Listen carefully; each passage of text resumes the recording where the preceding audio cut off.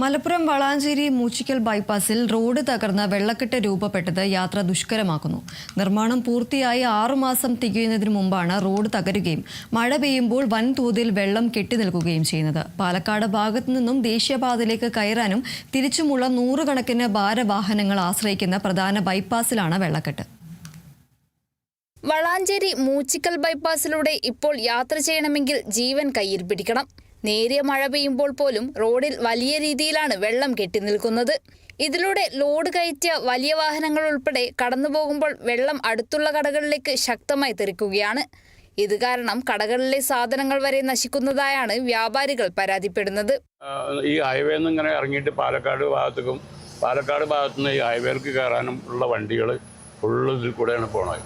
ഈ ഭാഗം കുറച്ച് പതിയായിട്ടാണ് ഉള്ളത്. അപ്പം അത് കാരണം വെള്ളം കെട്ടി നിൽക്കുകയാണ്. വെള്ളം കെട്ടി നിൽക്കുമ്പോൾ ആ വെള്ളം ഇങ്ങോട്ട് തെറിക്കുകയാണ് നമ്മളെ കടയിൽ സാധനങ്ങൾ നാശമാവുകയാണ്.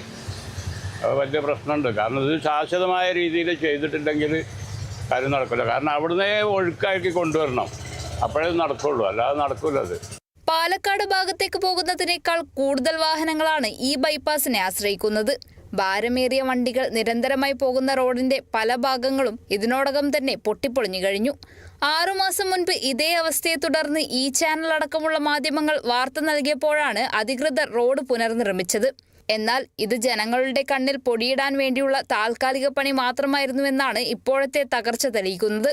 റോഡിന്റെ ശാശ്വതമായ തകർച്ചയ്ക്ക് പരിഹാരം കാണാൻ ബന്ധപ്പെട്ട അധികാരികൾ ഇതുവരെ ശ്രമിക്കുന്നില്ലെന്നാണ് ആക്ഷേപം. കാലവർഷം കടക്കുന്നതിന് മുൻപ് ഡ്രെയിനേജ് സംവിധാനം കൃത്യമാക്കണമെന്നും റോഡ് ഗതാഗതയോഗ്യമാക്കണമെന്നുമാണ് പ്രദേശവാസികളുടെയും വ്യാപാരികളുടെയും ശക്തമായ ആവശ്യം. Kerala vision news, Malappuram.